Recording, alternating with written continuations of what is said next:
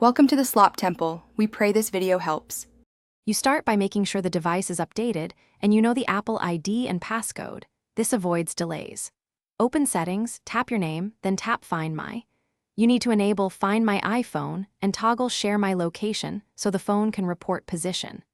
Once done, make sure Location Services is on under Privacy Location Services. This lets apps access GPS.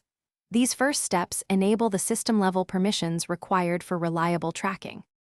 Next, you configure sharing details so others or your devices can see location. In Find My, enable offline finding to allow location reporting even when not connected to cellular or Wi-Fi. Then tap Share My Location, choose who to share with, add a contact or use family sharing, and select this iPhone as the sharing device. Make sure iCloud shows the correct device. This links the phone to your account and prevents ambiguous locations. These settings can finally verify the setup by opening the Find My app or visiting iCloud.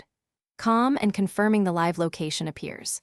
Test by moving a short distance and refreshing. Accuracy should update within seconds to minutes.